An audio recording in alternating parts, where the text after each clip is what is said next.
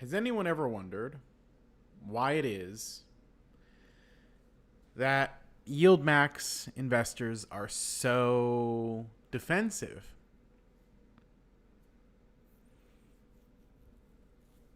Just a question, just a thought-provoking question. There are certain people online that have made it basically the entirety of their identity as influencers or whatever you want to call it, that they only invest in what they call high yield dividends, and these aren't even really dividends.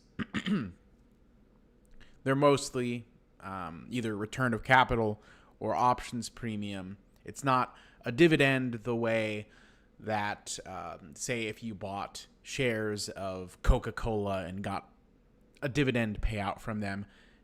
It's not the same thing, really, at the end of the day. And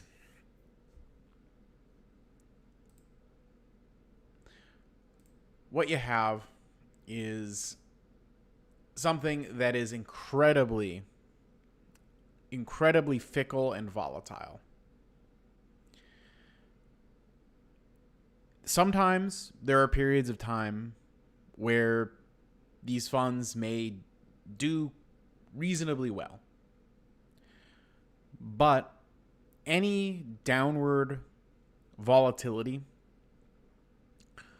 hurts especially bad because options are what's used, and options are leverage, meaning you magnify in some regard the losses and potentially the gains, except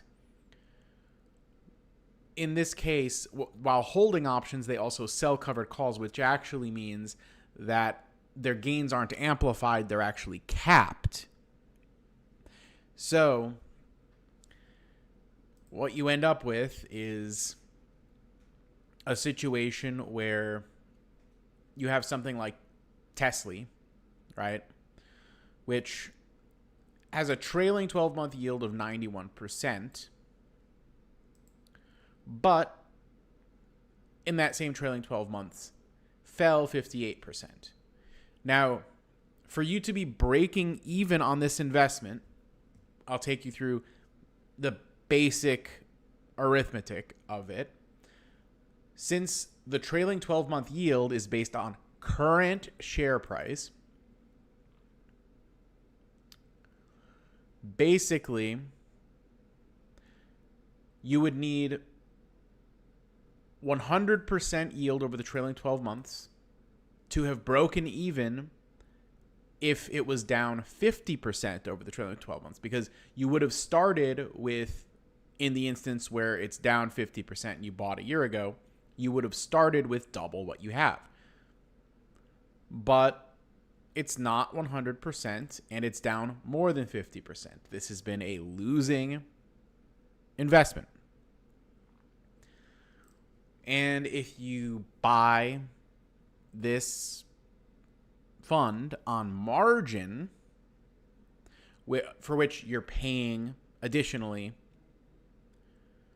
potentially as much as 13 or 14%, depending on your brokerage. Some brokerages like Moomoo, our sponsor, link in the description for my exclusive link, they have cheaper margin at like 6.8%. But if you're just a regular account at Schwab with, 50K, 100K, whatever, they're going to charge you like 13% or something like that. You don't get better rates at the big boy brokerages unless you've got millions with them. And even then, it's not like that much better. So if you're doing the thing where you leverage to the tits because, hey, this is logic I have heard them use, right? 91% is higher than 13%. So it's actually a good deal to use margin to buy more. So your net asset value is eroding at a rate that's higher than the dividends you collect. You're giving 13% to Schwab, and then you're giving 1% to the Yieldmax fund manager on top. So all in all, especially if you pick the wrong fund, it's a horrific deal. It's very bad. It's very bad. And the problem is that even if the underlying, which is Tesla in this case, were to go up and rip, because of the sold covered calls, they can't really capture that. Like if Tesla went up 20% next week, they would not capture that upside, right? So over the last 1 year, this is down 58%. I'm just out of curiosity, I'm going to see how Tesla has done over the same. Yeah. So Tesla has been roughly kind of flat, down 14%. So basically, in terms of like your actual, your NAV, so to speak, you've eroded a bit faster with TSLY than with Tesla. Now, maybe if you account for the trailing yield, maybe it's about the same in terms of performance. But if that's the case, right, and your total return is basically identical,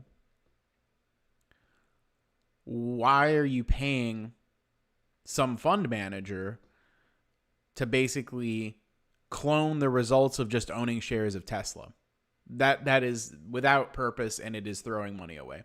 And doing it on margin, which again, losing money. And the margin is leverage, and it amplifies your losses.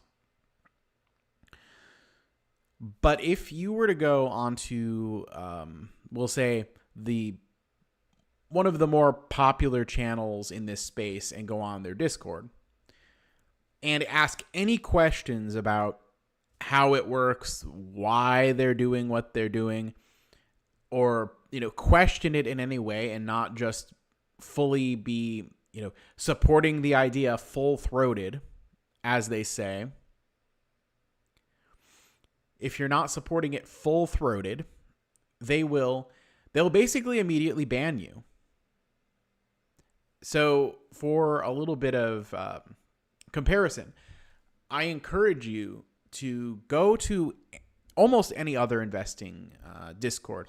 Go to mine, go to the Discord of the Ryan Dengler Show, go to the Strongman Personal Finance Discord, go to any other Discord community, the free ones, and take an investment idea somebody there has and disagree with it or ask a question about it or say something different.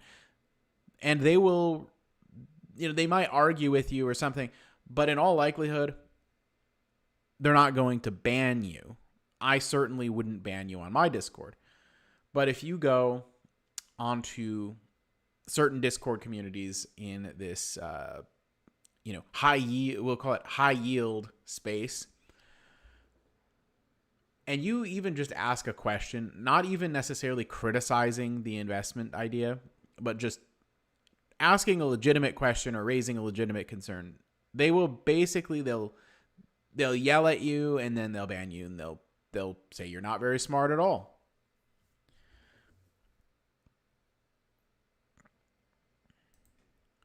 So, you don't use them, but would think they would work for a swing trade. So the idea that they'll always go down, that's not exactly correct. They won't necessarily always go down. I mean, they'll have directional ups and downs, green days and red days, like anything else. And it's going to be based on their underlying position. But since they're synthetics, and like there's some that have done okay. Okay, so maybe so all right, here's I guess a good example, right?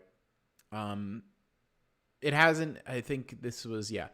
So NVIDIA's been around like a year and a half or something. Now, you're going to say it's only up 4.75%. But in actuality, it's up 4.75% plus the 85%.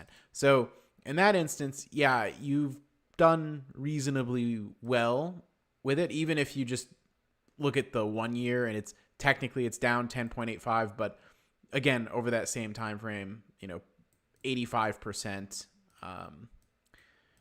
yield, which it's options income, and there was probably return of capital, at least in the beginning.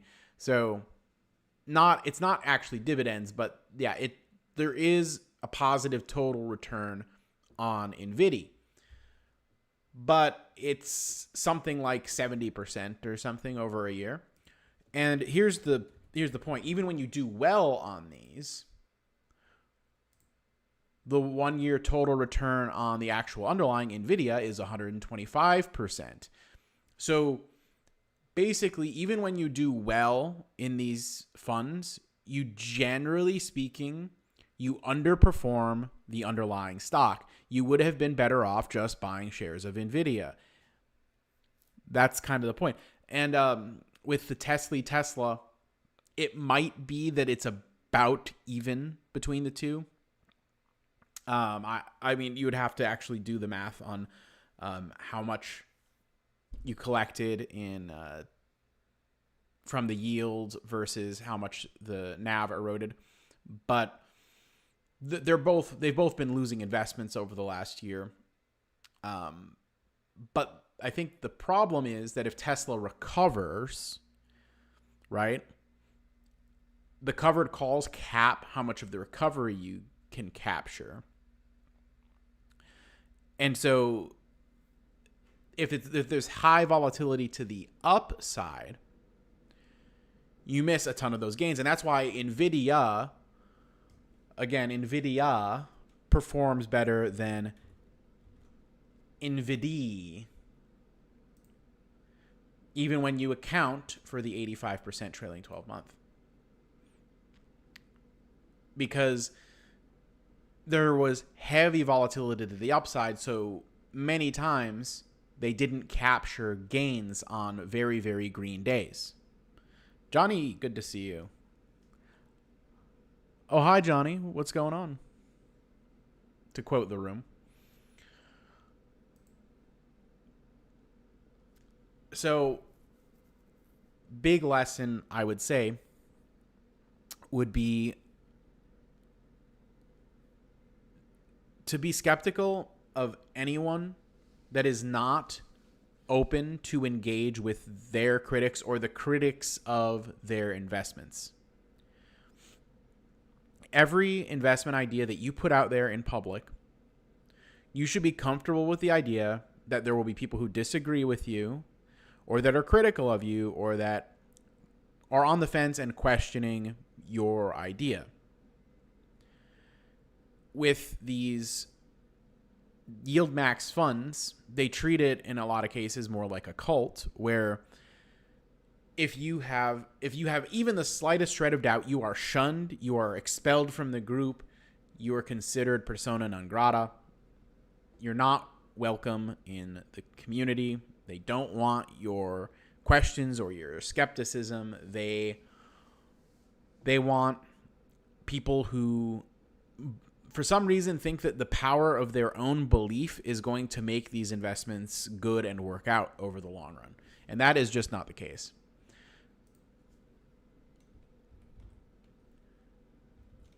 Now, another popular one is CONY, which is the Coinbase one.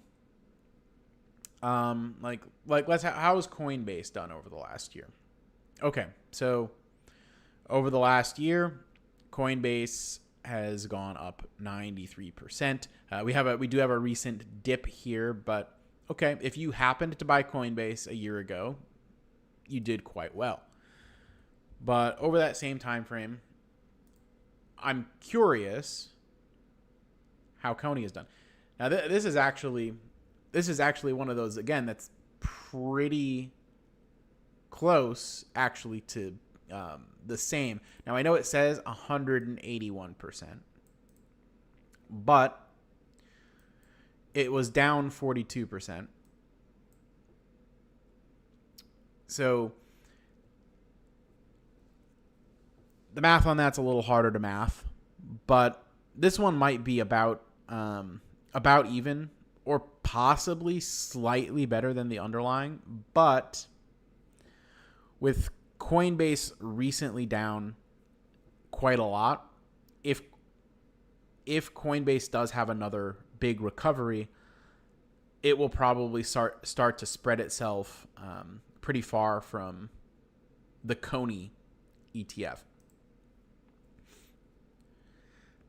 I do wonder, I'm not going to try to mental math the total return on a negative 42% in the NAV with a 181% trailing yield.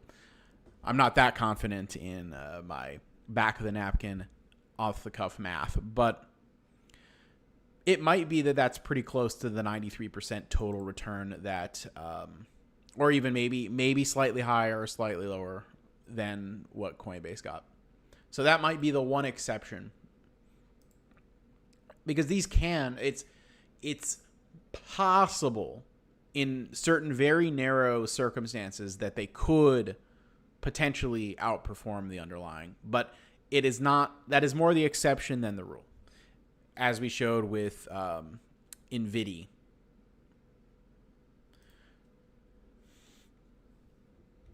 And myself personally, like, if I wanted options exposure, I would just write my own.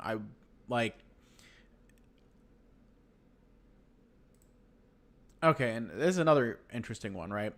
Trailing yield of 43% in AMZY, right? While Amazon stock itself is, or rather AMZY, is down 13%. And Amazon stock itself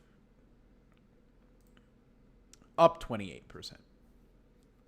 So again, I think that ends up being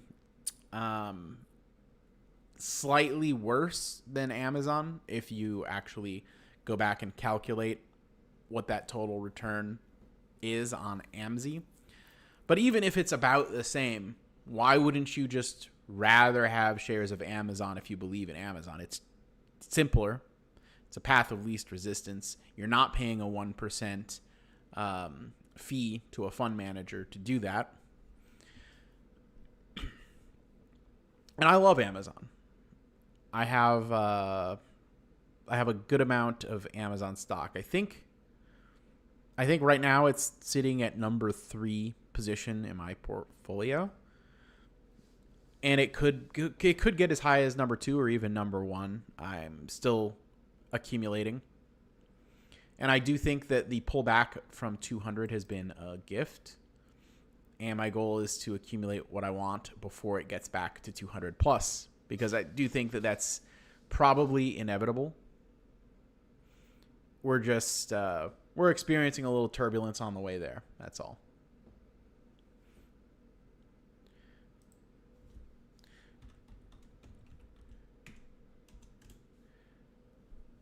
So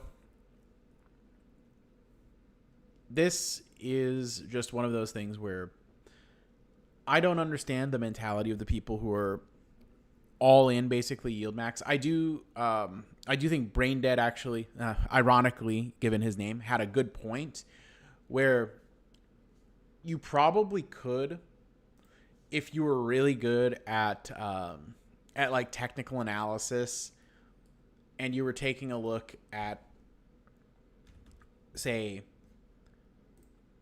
Tesla's chart, and you could identify some kind of specific trend where you think Tesla's going to trade within like a certain band, and at the same time you understand the Yieldmax option strategy very well, and you could identify a period of time where you think it's likely that the fund would outperform the underlying on a temporary basis. But that seems like an awfully complicated way to go about trying to make money in the market, when you could just, if you had that confidence of the directionality of a stock, you could buy shares in that stock or even options against that stock and do very well and not pay a fund manager 1% to maybe have their convoluted strategy possibly outperform over some set period of time, where if you time your entry and exit wrong, you don't get that benefit.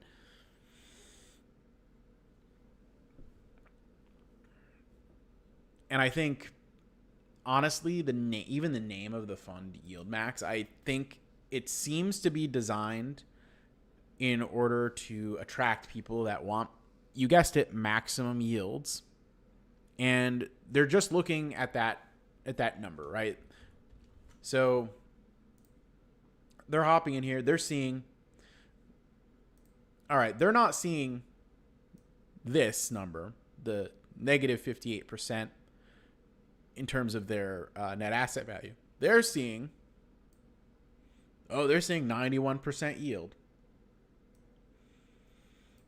The problem is it's gonna basically erode if it continues this way slightly faster than the yield payout. So if you are heavily allocated into this and on margin, you're just going to face margin call after margin call after margin call.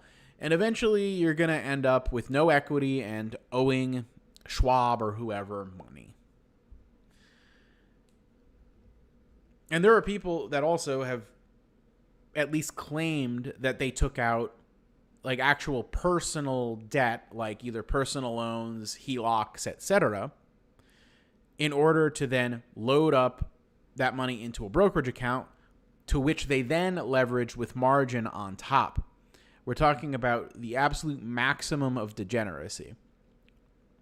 And honestly, this might sound terrible, but I actually sort of legitimately hope that some of these rough patches in the market, these Black Monday type things, or September being a historically bad performing month, honestly, I want some of these irresponsible, degenerate pumpers to get absolutely wiped out before they bring down their followers too. Because as they grow, their following, more and more people are going to get sucked in and think that these are a legitimate way to, that these highly leveraged strategies where they're taking out personal debt, then taking out margin on the personal debt, people are going to think that that's a legitimate way that they can generate tens of thousands of dollars a month in income and retire early. And that is not the case. This is not an easy button for early retirement. You cannot retire on like 40 or 50K in equity. Not in the first world anyway. Maybe in the provinces in the Philippines or something.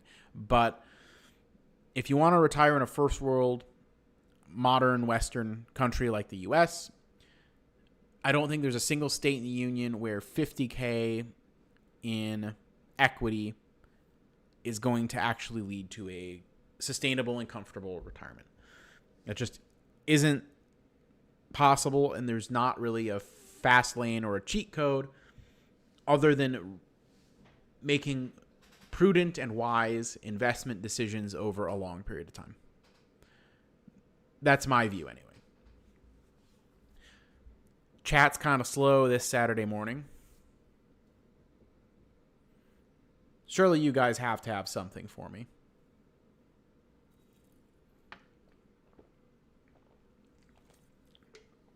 Speaking of risky investments,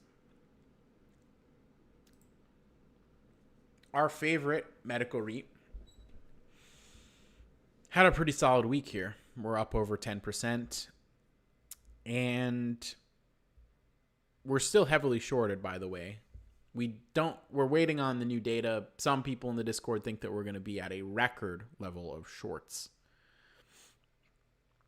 Johnny, chest day is my favorite day at the gym.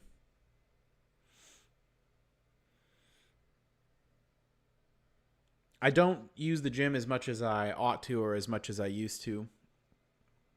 But I was always a bench was always my favorite lift. Always.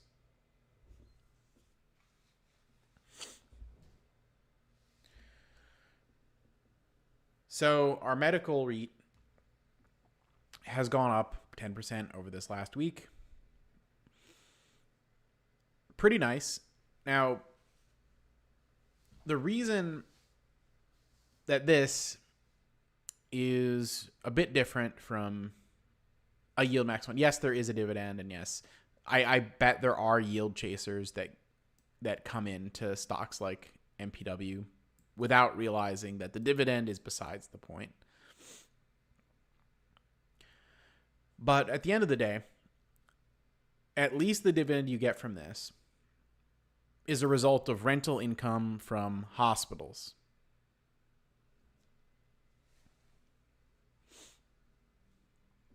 I think that makes sense. It makes sense that you could get a sustainable stream of income from rent from buildings that are owned by Medical Properties Trust if you're a shareholder. I would hope so. I would hope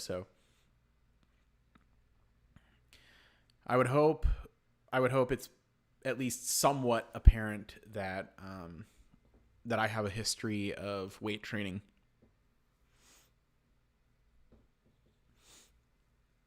And I'm 36, so I'm not as young as I used to be. And there's a little bit of accumulated damage on my body, so I'm maybe a little bit more reluctant to go extremely hard like I used to. But I go hard on my investing now. That's what I go hard on.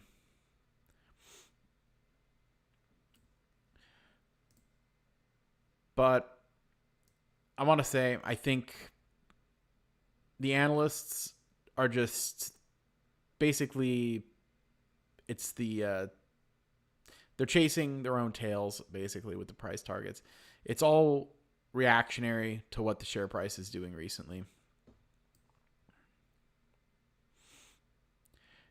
Did you guys hear that? I know, Lincoln, I know. But Zacks recently put MPW into their strong buy rating, and I think it was around 450 or 460 when they did that. Funny enough, it was a strong buy at 450, but not at $3. Anybody have an answer for that? Because if they put it at a strong buy at $3 and it was held to today, they'd be up over 50%. Seems like that would have been a pretty good deal. But again, Deutsche Bank also had a price target of $2 when it was at $3 and raised it when the stock price went up.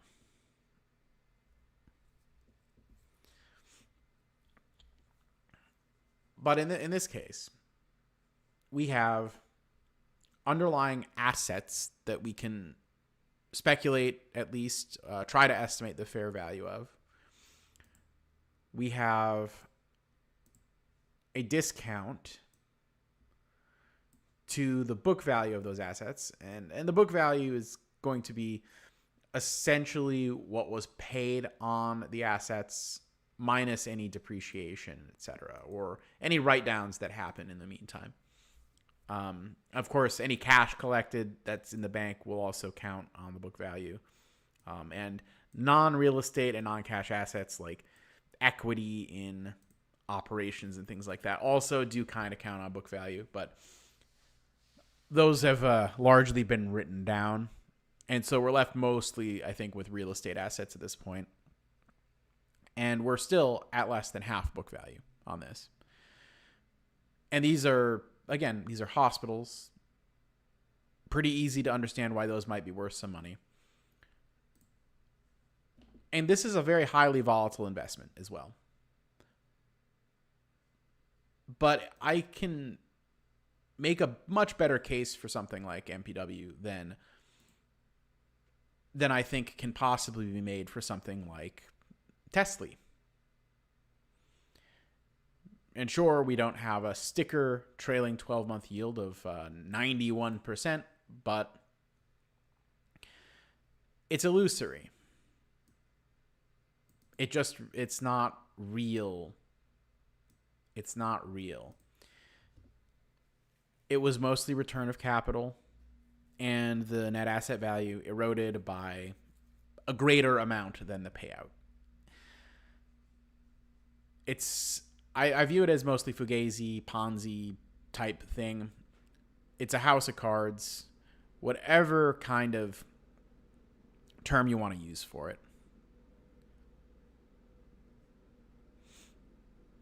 And the community that has come up around it on YouTube and Discord treats it like some kind of a sacred cult where you're not even allowed to question it.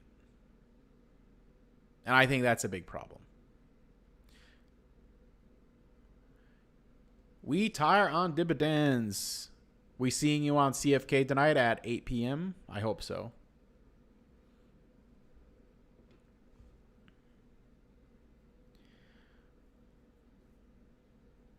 So unless chat has some other questions or anything like that, I might get into the wrap up. Been kind of a short stream, but yeah. I took a little bit of a gamble on if people would want to see a stream that talks negatively about the Yieldmax community. The problem is I think most of the interest in watching Yieldmax videos comes from people who like Yieldmax or who are believers or who want to be believers. They want to be convinced that the 91% yield is a real sustainable thing that's going to be their free ticket to easy free money. There's no free lunch in the market.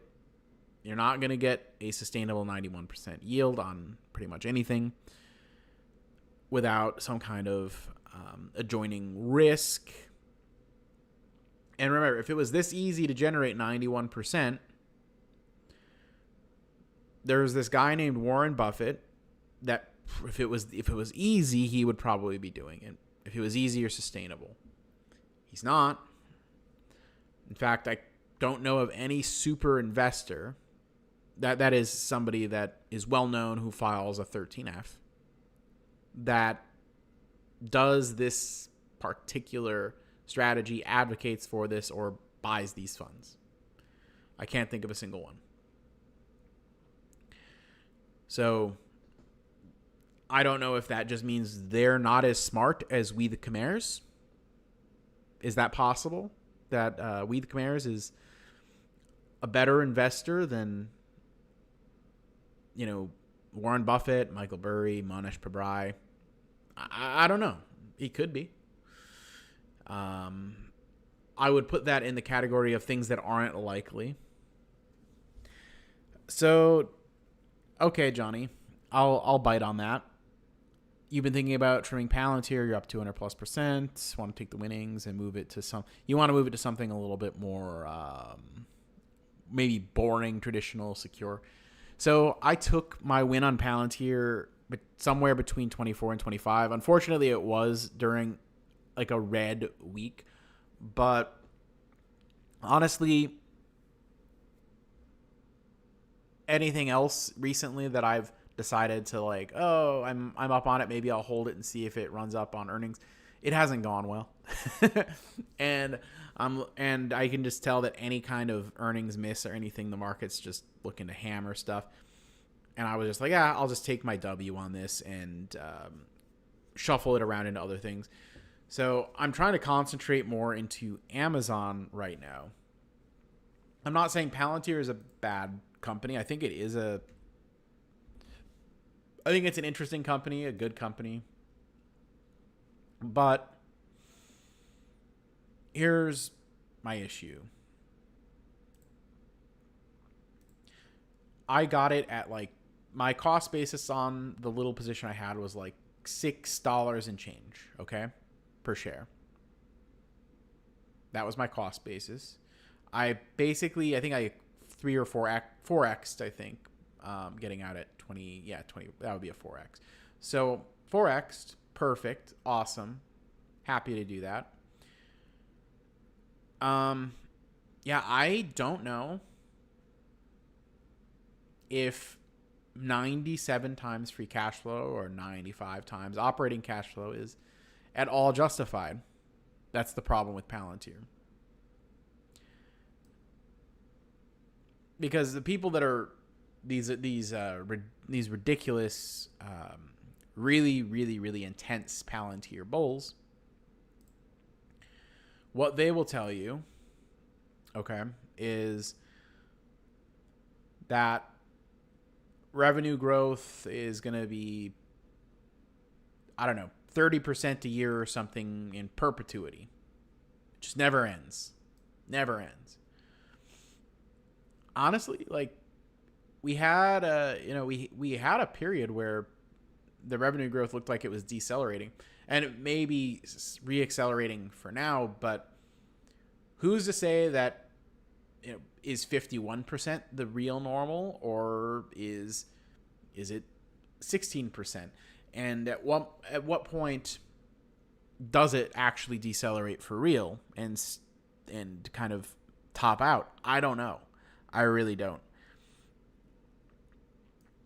That's an issue, right? Because if you're paying 90 or 100 times the free cash flow or the earnings for something, you need to be very confident in that growth moving forward. Very confident. I cannot actually really explain to you what Palantir does to the degree that I can be confident that what I'm saying is like really all that accurate, and describe the avenues for the growth in that thing. I simply identified, when it was really cheap, that it was rounding the corner into profitability and still had strong growth, and the stock was beaten down in terms of the share price, and it had a strong balance sheet. That was all I was really basing my buy on. And maybe that they would catch some AI enthusiasm as one of the proverbial AI companies. And you say AI, you do well. That was really what got me into Palantir. And when the price hit levels that were just multiple times what I paid, and I couldn't sit there and really come up with a justification that I myself could buy into and understand and feel confident in, I decided I'll move on and put it into something that I am confident in.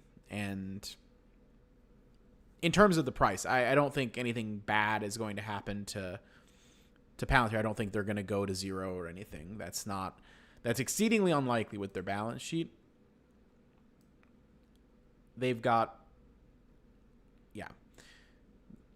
a lot of money in the bank. They've got $3.7 billion and almost no debt, very little debt compared to that. So that's net cash, by the way. That's after they pay off their debt, what they would have left. So yeah, they're doing well. I'm guessing stock-based compensation is pretty high, but that's pretty normal for this type of investment.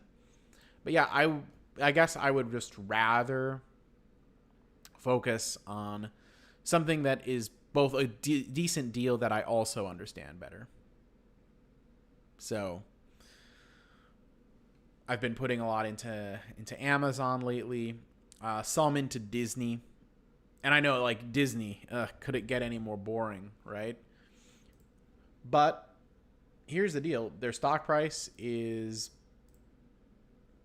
kind of getting beaten down a bit. I mean, they're up a little bit over on the 1 year, but this year, I mean, we're 9 months into the year now. We're in September, and it's still like it hit a high point of 120 and is down.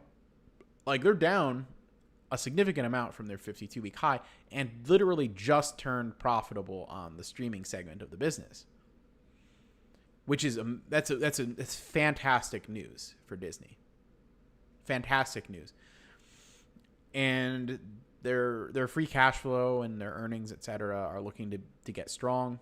Their operating margins have improved massively. They're starting to be comparable or even better in some cases, depending on which quarter you look at, pre-pandemic levels. And I don't know. I seem to think that Disney is a fabulous deal at $87 a share. Now, granted, I don't think it was worth $197 when the market, for some reason, pumped it up to that level. But 2021 was the year of the clown on the Chinese zodiac, and that's a joke for the record. But hey, like, this shows what enthusiasm can do for Disney. And right now, there's a disconnect. Like, business is going quite well, yet the price is not. And that's where I want to be in. When the business is going well, but the price is not reflecting it. And hey, maybe it only gets back up to like 120, 130 or something like that. And maybe it's not worth more than that. But I'm comfortable that it's worth more than $87, $88 a share.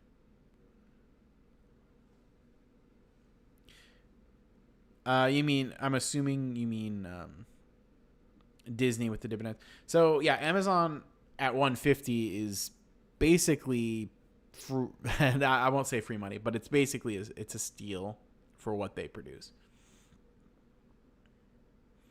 Yeah, so I think honestly, I do suspect Disney's actual value probably is somewhere in the 120s, maybe 130s.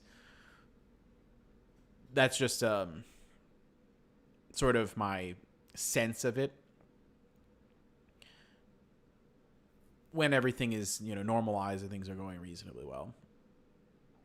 And again, like, streaming is going to start to be accretive pretty rapidly as they did turn profitable on streaming, but barely profitable.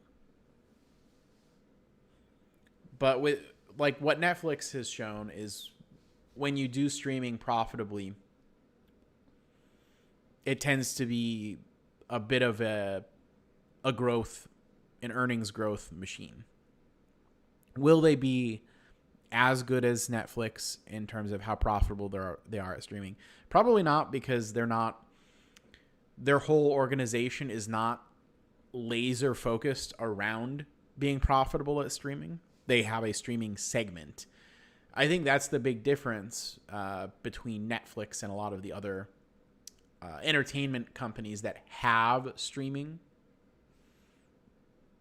Netflix is streaming. The other ones just have streaming. And I think that's why they haven't managed to be as successful at streaming as Netflix and as profitable. Even though, hypothetically, streaming should be the biggest layup in the world for Disney, to be honest, because they had a century of intellectual property to just immediately use to their advantage. And it's some of the most popular IP in the entire world of all time. So it should have been a layup. Like, oh, hey, a Disney streaming service with everything that Disney has ever created, as well as all the other stuff they owned at the time, ABC, etc. You would think if they just immediately have that on offer, that all you have to do is make people pay to watch it, like, and upload it to your service. You would think that would be a pretty easy conversion to profitability, but I guess not. And I suppose that's the big difference. Like, they didn't invent the category, so they're just not as good at it. Not as efficient, I guess you could say. But Netflix, which, like, their streaming platform, they are just a streaming platform now. They have to bear the entire cost of production within that platform. Like, if Disney makes a new, like, let's say they make a new Avengers movie, just for the sake of argument, right? Well, who bears the cost? Like, which business segment bears the cost of producing that film? Probably their movie studio, Marvel Studios. I think that's probably its own kind of segment, right? That's where the cost for production comes from. And then their movie studios, whatever, reap the benefits of the box office from that. But then they can upload it on Disney Plus. Disney Plus gets it for free. Disney Plus, like, they don't have Disney Plus, the streaming portion doesn't actually have to pay the cost to produce a lot of the content that they get access to by just being a division of Disney. Yet that segment still only now just barely turned profitable. That's kind of crazy to me. But the fact remains that it turning profitable is a big milestone for Disney, and it is a virtuous circle because of the fact that once they do have a new hit movie, a new IP, a new franchise that's beloved by everybody, it goes on to Disney Plus and keeps users happy there. It goes into a new attraction at their theme parks, which drives customers to pay the very high ticket prices to go there. They call that the flywheel, the network effect. And hardcore Disney fans, they will make multiple trips to the parks per year in some cases. They are fanatical. They fill the parks. People who love Disney are fanatical about it. And they are very, very reliable customers and will basically consume Disney almost irrespective of economic conditions. They're like most loyal of fans will. They don't care if we're in a recession or whatever. They're going to find a way to go to Disney. Now, granted, like your casual, vacationer, your family that maybe goes once every year or two. Yeah, if they're feeling it in the wallet, they're maybe going to forego a trip to Disney. But there are so many diehard, dedicated, almost Disney cultists that will day in and day out, like, I'm going to Disney come hell or high water. I will give up other things before I give up my trip to Disney. Yeah. Yeah, and I think that is where their moat comes from, is just the fact that they've been in the hearts and minds of so many people for generations now. In the 90s, when I was a kid, we grew up with Disney movies. Aladdin, Lion King, Beauty and the Beast, all that stuff. Plus, like, the classics that were even older than that, Snow White, whatever. We had all of that on VHS,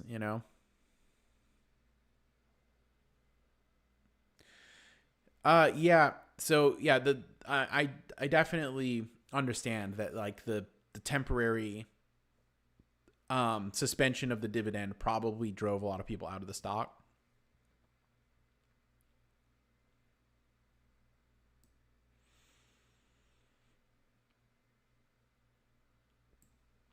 And I don't know, is a 1% dividend going to excite dividend-focused investors? maybe from the perspective of it's a low payout ratio and they've got a lot of room to grow it.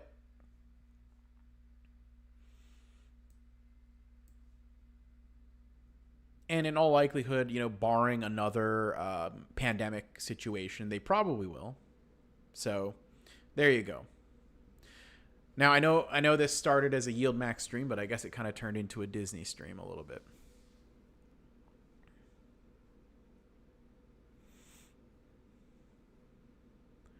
I do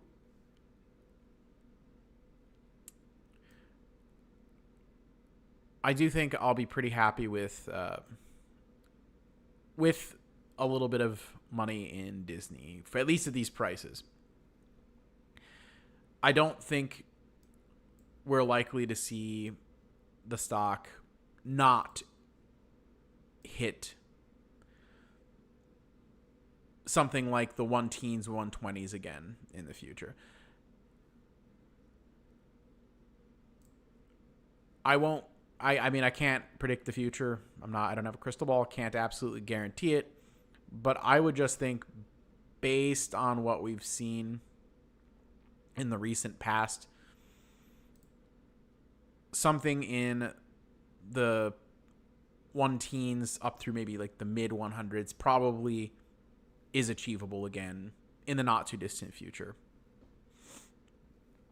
And I think it's more and more supported by the operating margins that the business is returning to. I think the problems of the pandemic are probably rear-viewed for Disney at this point. It has been a game of, for the last 3 or 4 years, can they get their margins back to where they were? And I think that we're seeing them get there. Now, as we approach the 1 hour mark, I'd like to remind everybody that I am trying to get to 500 followers on the X platform. That's used to be known as Twitter. It's Elon's sandbox nowadays.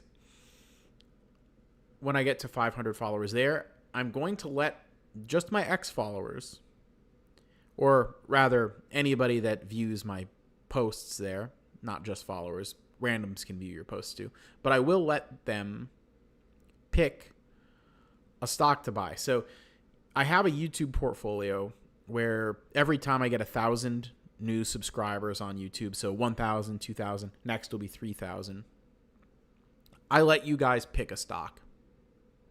And I have to buy 1,000 of it in that portfolio. $1,000 worth. On X, I'm going to do the same thing, except it's going to be 500 increments. So 500, 1,000, 1,500, 2,000, etc. And I'll essentially have to do the same thing there with it. It's going to be a completely separate portfolio. And I want to have a contest between X and YouTube. Which set of followers and viewers chooses better stocks? I think that'll be very fun. So I need people to help me get both to 500 on X so I can do the initial thing there, but also help me work towards the 3,000 on YouTube so we can get to that next milestone. I'm always very, very excited whenever we hit those milestones, because I'm always curious to see what stocks you guys are going to pick. And you actually have a very good track record picking my stocks for me. Almost all of the stocks are actually up at this point that you guys have chosen. So I have a pretty strong total return in the YouTube portfolio. So basically, you guys, just random YouTubers or YouTube audience voting on stocks, actually do a better job picking stocks than like Jeremy Lefebvre from Financial Education or Meet Kevin from Meet Kevin. You know, alcohol enthusiast and former governor candidate for California, Kevin, who enjoys procreating and drinking. And also he enjoys projecting Tesla to be a $37 trillion company by 2030. Also, if you want to help support the channel, memberships are available. I don't necessarily do like a ton of members only type stuff. There is a members only post where you guys can suggest stocks for me to create videos on, which if I don't make a video, I at least respond with some initial thoughts about maybe why I won't or will consider it. Also, I do have a special little partnership with Moomoo. I mentioned their low margin rates earlier. If you follow the link in my description and deposit with them, you can get some free stocks, and it does help support the channel. So I would appreciate people maybe potentially giving them a try.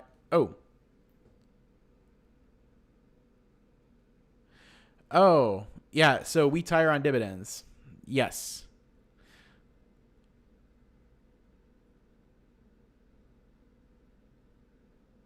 Yeah. Yeah. He put, well, the thing is that 75K of his wife's money that he put into MST, it used to be 100K, I think. He's just that bad. He loses money that fast. Yeah. He's pretty much the worst. Now, my timing, like I've had some pretty bad timing on things where like I started averaging into MPW way before the bottom, for example. But I do believe that like that has a good chance of playing out. The assets are sound, etc. But yeah, the whole all inning into things like MSTY or TSLY, it's so bad. It's so bad. And by the way, so just so you know, Khmers themselves are not the genocidal group. That's a an old timey, like that's what basically the Cambodian people were historically called. They were the Khmers. What you're thinking of is the Khmer Rouge, which was the basically like the sort of totalitarian communist regime that took over there in Cambodia, led by Pol Pot. But the Khmer Rouge, just because the word Khmer is in there, doesn't mean that Khmers themselves is like a genocidal thing. It's just like the traditional name of the Cambodian people, I believe. So I don't think he actually named himself after the genocidal group, just proud of his Cambodian heritage, I think, is what that name is supposed to imply. But yeah, but no, he's really stupid. So yeah, it's amazing. It's incredible to me actually that he has, I think, over 5,000 subscribers at this point, and the dude's IQ is probably like 74 or something. It's like a room temperature IQ. It's really it's mind blowing that somebody that's that lacking in any kind of intellect or analytical ability or critical thinking could actually get an audience. But what he's selling, and I think this is why he's appealing, is because he's selling people like hope, essentially, that they can go and buy something like this instead of something like Disney that is boring, and I might make 30 or 40% on it if I do really well in a 12 or 18th month period. And instead, you can just buy this fund and get a 91% yield every single year. You can retire with like 50 grand. There's so many people that want to hear that because maybe they started late, maybe they don't have a good income, maybe they hate their job and they just want a way out early. And yeah, it would be great if it was true for those people. It would be great, but the fact is there is and never will be an easy way to make 91%. Unless we have like hyper stagflation. Then like an average bank account will yield you 91% and the currency will be worthless. And that's the problem. If there was an easy way to make returns that were this high, it would be a sign that the currency itself is simply worthless. And this does not work. Free lunches do not exist in the market. Inefficiencies exist. And if you can identify them, you can get an outsized return. But there is not like some easy and obvious strategy that just will get you a 91% yield consistently. It just does not exist. You can be fortunate and pick an opportunity when it's undervalued and then catch it before the general market realizes it and enthusiasm sets in. Like, good example, I bought Palantir at like $6.22 and I have since sold it, but it is now around $30. And that happened over a relatively short time frame. But that is not going to be like, that result is not typical and generally can't be consistently repeated in any easy way.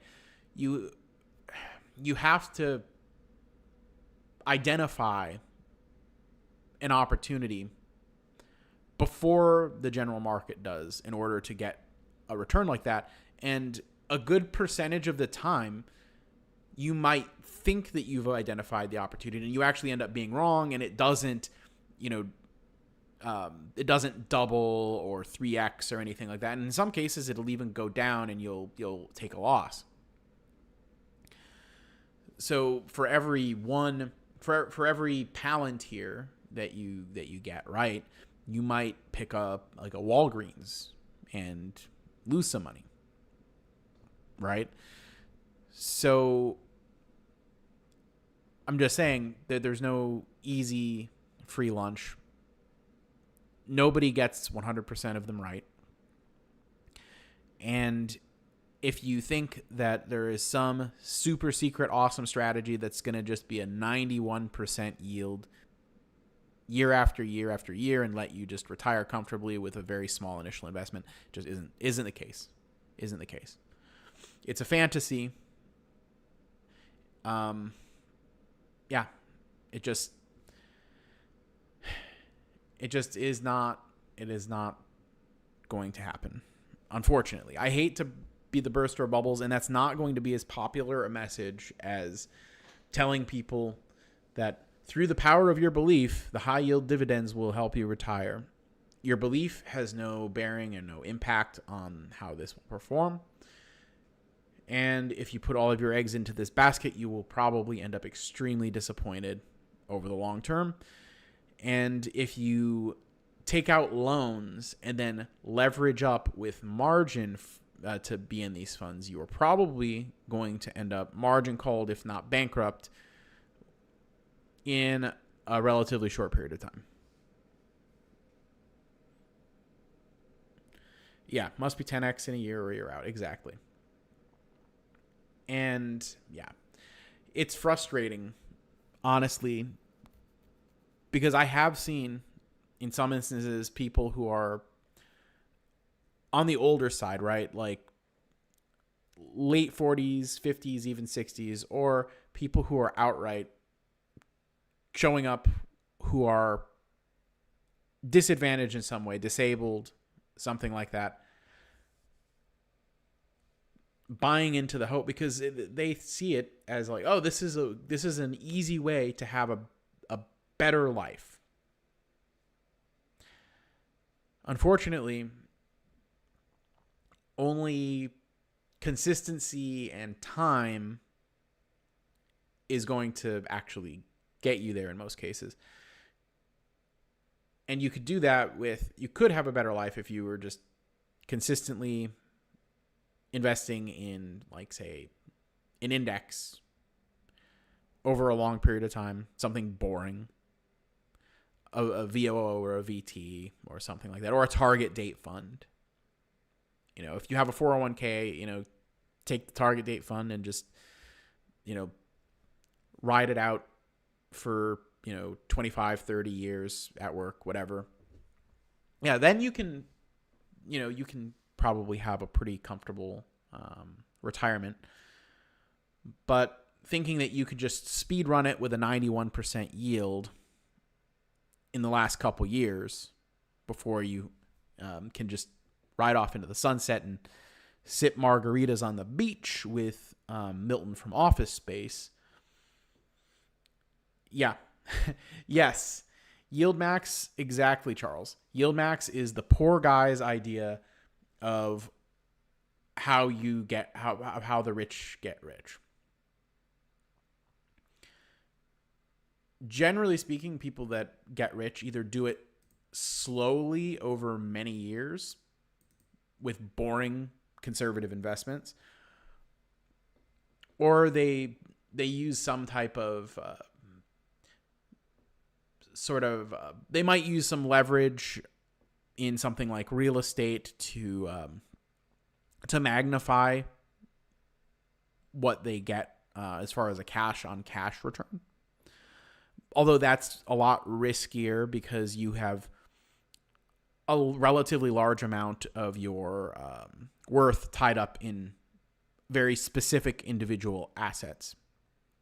But if you do it well, you pick well in that case, and you're a smart operator and know how to manage projects, that can be a very effective way.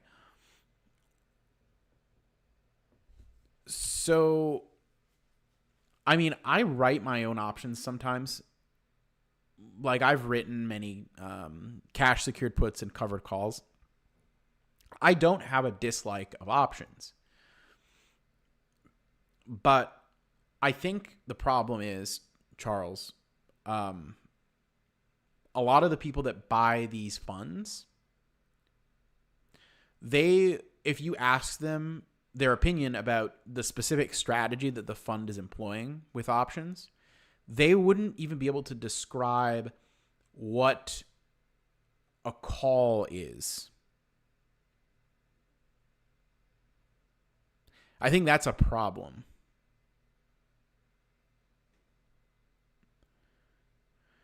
I think it's a very big problem. If somebody is buying this fund and you ask them, okay, what's a covered call? And they cannot actually answer that question. Or you ask them, what's a put? I've even heard people ask, Khmer these questions, right? They've asked him, have you considered buying protective puts to cover your downside? He doesn't know what that is. You can tell by the way he answers the question. Because he'll just like kind of shift the conversation in a different direction.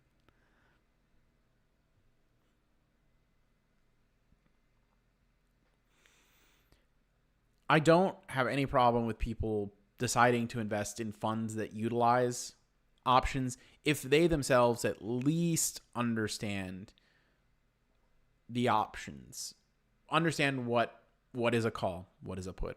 At the very least, if you at least understand that.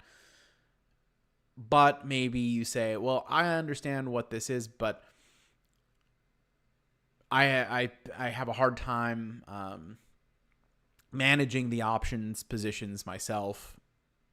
Especially like, okay, if you're going to do options yourself, you have to have some free time during the trading day. And some people just don't.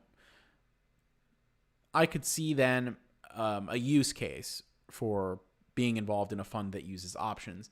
Maybe not Yieldmax funds, but some fund that utilizes options in some way. Because you can only really use options during the official trading day, Monday through Friday. And if you're working a 9 to 5, it might be hard for you to also be getting on your Schwab account or your Robinhood or your whatever. And, I better close this option. I better roll this option. my options just expired, better write a new one. That might be a little bit challenging, depending on how demanding your work life is and your hours and such.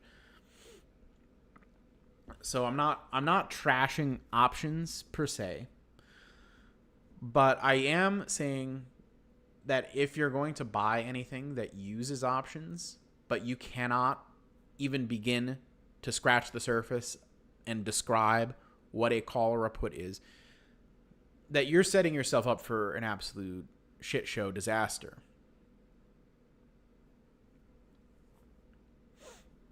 And I truly believe that a lot of the people that are buying these funds would struggle if you ask them even the very, very most basic questions about options. Even as basic as, what is a call? What is a put? Do they know that it's a contract that essentially represents 100 shares? Maybe they know that. Do they know that if you were to buy a call, that you're essentially, if it's at or in the money, you're basically buying the upside potential on 100 shares for less than the actual cost of 100 shares? I think to most people that actually have some familiarity with options, like, that's kind of common sense.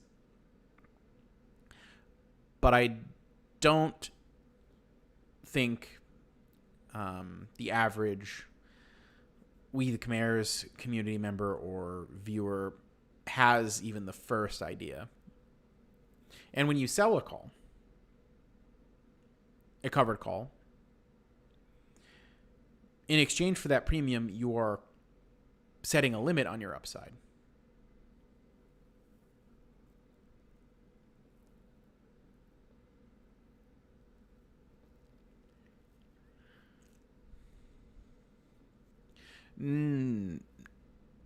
No. So, Charles, I think at best, Yieldmax could probably be swing traded. But I think over a long enough time frame, especially trying to reinvest 100% and all that, in all likelihood, it's going to erode. Because in the long run,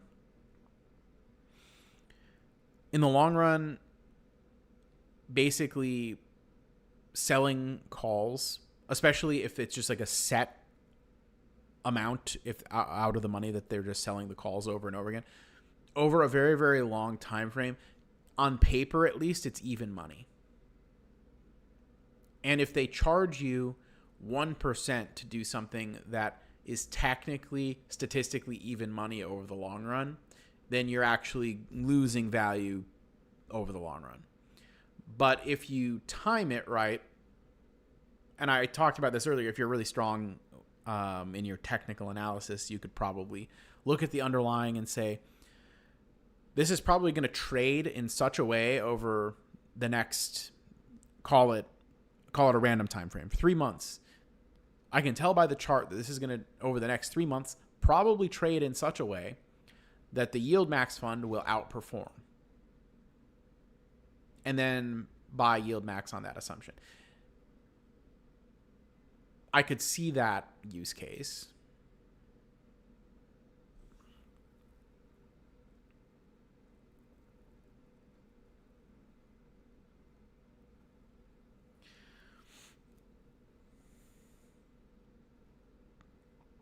Mm-hmm.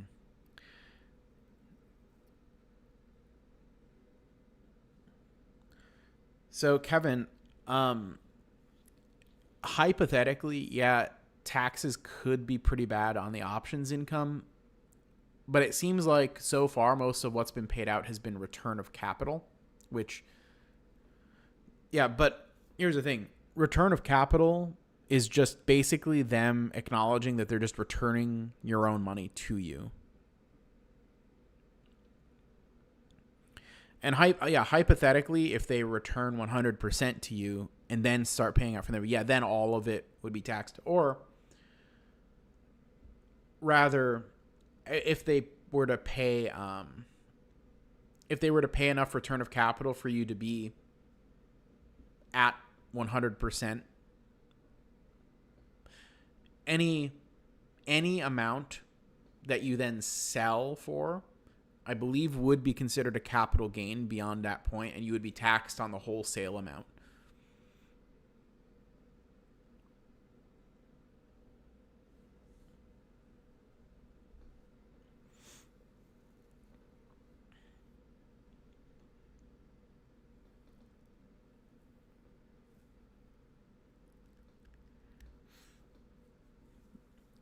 But I'm not overly familiar with FEPI specifically.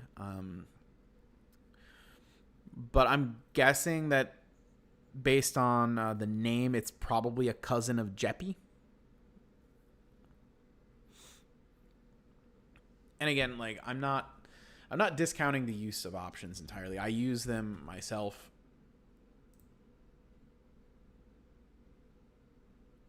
Okay, 23%. I mean, seems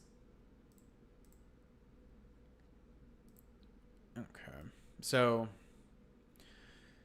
I think so. The actual real total return on this, I think, comes out to like the low teens, with the price being down 6.5%, but with the trailing 12-month yield being 23.7%. So it's not horrible. It's not horrible. At least over the last year, it's not. Oh, that's interesting. It's kind of seems like it kind of just stays in a range.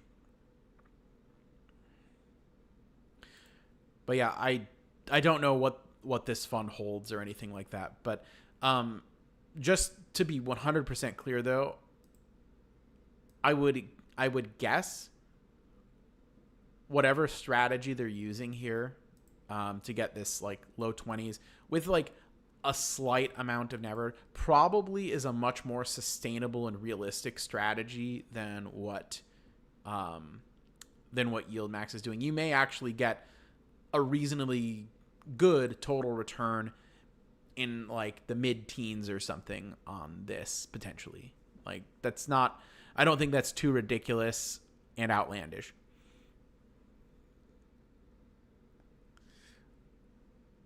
But you see, this 23.7%, this isn't good enough for the Chimera crowd. If it's not 60% or more yield, they don't want it.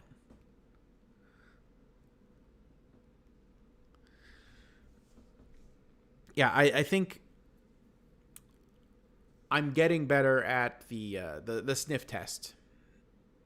If something smells like bullshit, it probably is. If something smells reasonable, it probably is.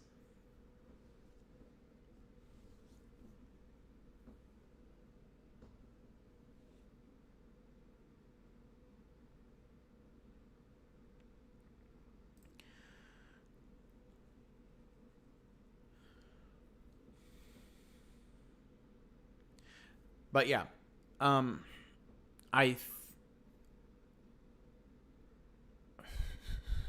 you have 5K and SPY for the dopamine hit every month. Yeah. Yeah. Now for me, like I don't really care where my return comes from. I just want to achieve the best return that I possibly can.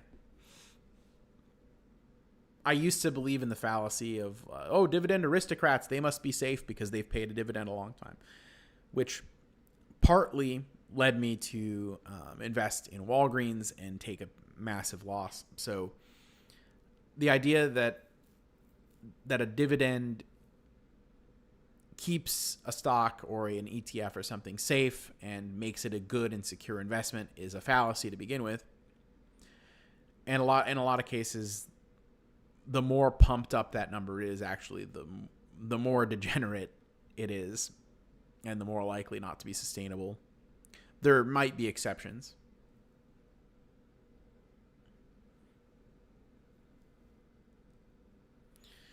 Yeah, I mean, well, it's illegal on his Discord to badmouth Yieldmax.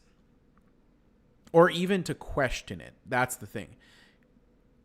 And I want to circle back to what I said earlier. If you go on his Discord and you even say, I'm not so sure about these Yieldmax funds, aren't they kind of risky? But you'll get banned. Almost certainly you'll get banned. Even if you're not outright against it, even if you just seem like you're not fully committed. And I think it's because on some level, they recognize that being all in on margin leveraged into Yieldmax is bad. On some level, they realize that it's risky and that it's probably going to blow up on them. But they also, on some level, think that the power of their unity and their hope and their prayers to their God King, we the Khmers, somehow they think that that is going to make it work.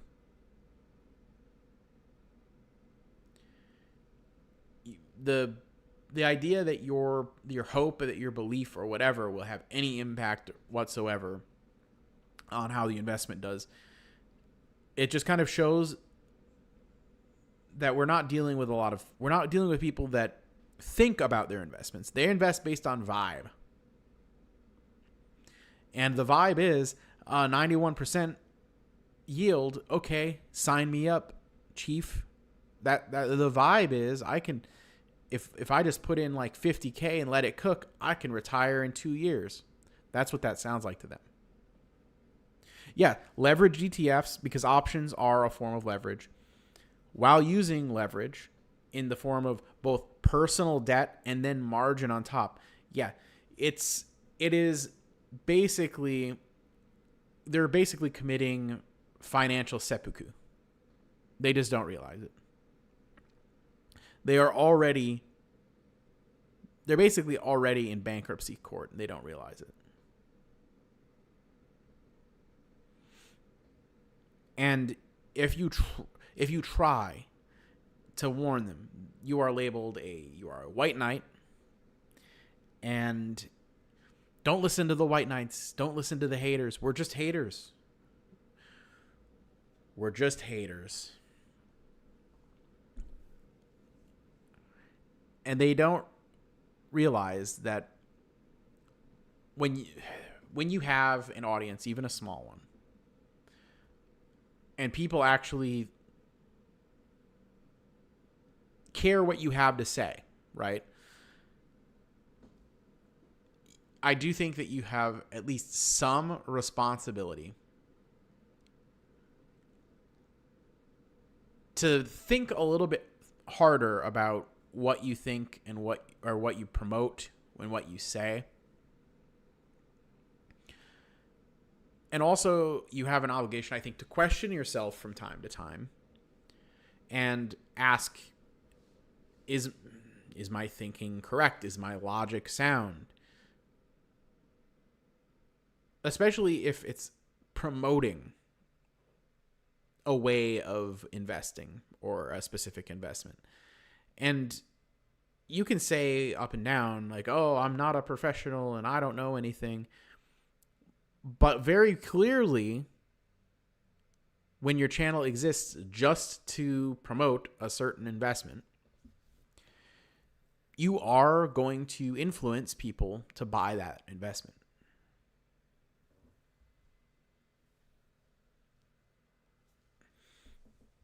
Yeah. Especially when, and this blows my mind, you actually won't even allow the bear case. You won't allow anybody to question the investment or to criticize the investment in the space that you have created. You just create the ultimate echo chamber. That's hugely irresponsible. Hugely irresponsible. I am well known for being very bullish on medical properties trust.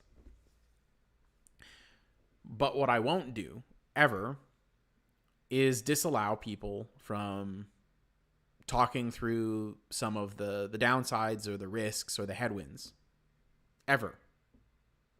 In fact, I myself will, when people get super enthused, I'll be like, hey, like, let's not do the victory lap yet, even if things seem to be going well in the recent past.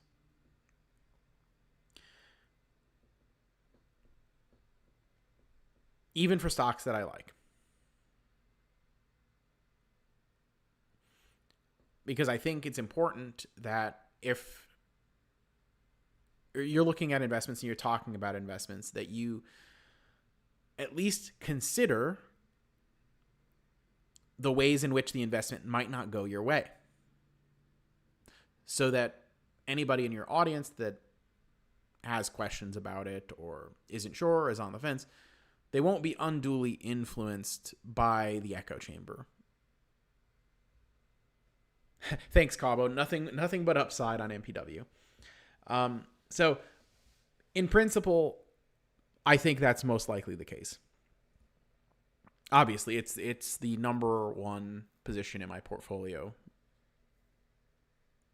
Yeah.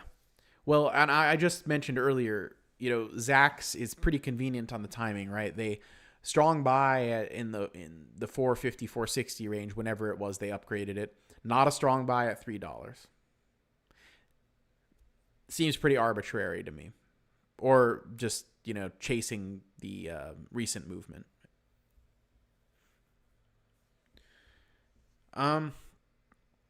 So Charles, it's a lot to get into, but they're fine.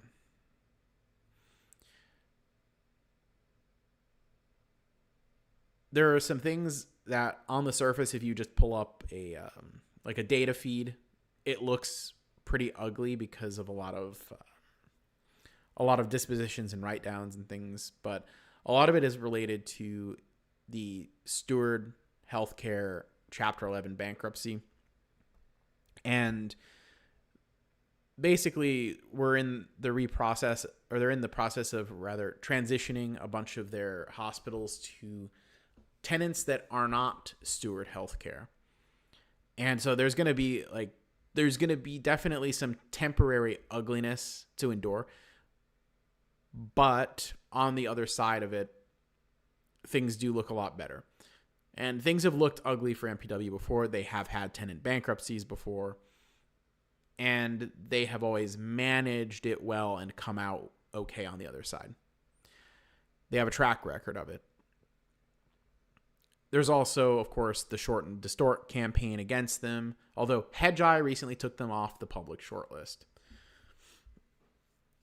But if you want to get granular about MPW, I recommend the Discord. There's people that follow it even more closely than I do because they have many times the amount of money invested that I have in that stock. It's my number one position. I'm very confident. But I haven't literally gone through the hundreds and hundreds of documents pertaining to the Steward Chapter 11 like some people have. I have listened to a couple of the hearings and stuff.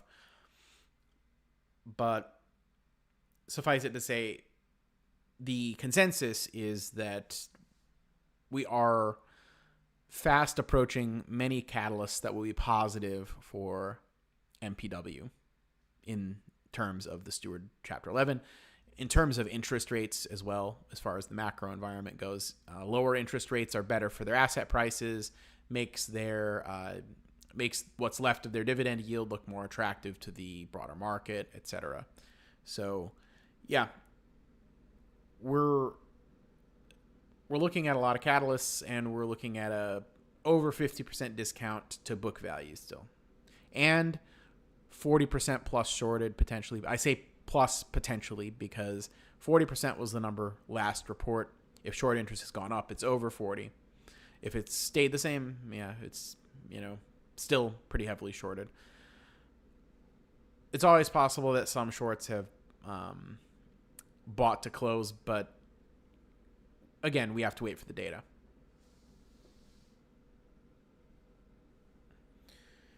Well, the thesis and the catalysts in the near future, they don't really have anything to do with their ability to acquire new properties. So that isn't even something I've been pondering, because it just doesn't matter to the reasons that I'm in the stock in the first place. They don't need any new properties. They just need to move past Steward, and the stock just needs to return to a normal valuation. Also, I think I was reading on my Discord that there was already a hospital that they had under construction previously that is close to opening, which will start adding more funds from operations for being rented out. So, yeah. And I think also their credit rating needs to improve, probably, so they can get reasonably priced unsecured debt as well. Right now, there would be problems with them trying to load up on unsecured debt, which is the way they prefer to borrow money. And also, their share price is too low for them to be able to efficiently issue equity to pay for new properties. If their share price was still $22 and their yield was like 4.5% or 5%, like Realty Income, then their cost to to build a new hospital or to buy an existing one would, by issuing shares, would essentially be like 5%. Unfortunately, because of how heavily shorted they are and how beaten down their share price is, they can't realistically issue shares in a cost-effective way. Now, if their share price goes up while their dividend is still low, then issuing shares suddenly becomes a realistic option for them. And every REIT, by the way, tends over time, when their share price is high, to issue shares as a way of raising money to buy new property. But that lever doesn't exist when your share price is crushed to the ground and your yield artificially inflated.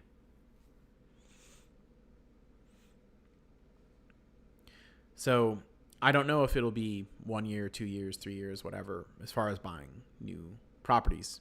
But to me, it doesn't matter. What matters is them getting back to a reasonable price based on their net asset value.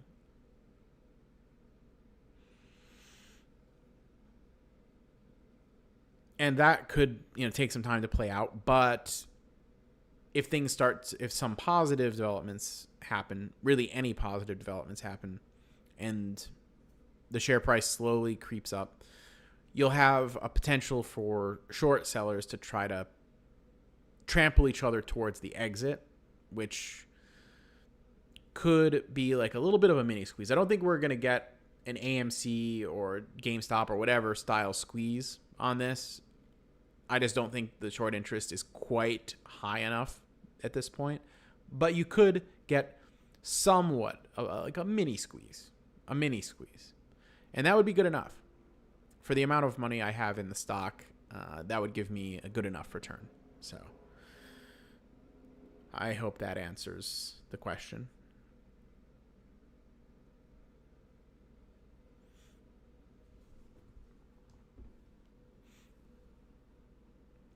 Wow, it's already an hour and 30 minutes. So once again, I appreciate everybody that's decided to stop by and join the chat. It started off a little slow today, but you guys did end up picking it up and bringing up some fun and interesting points.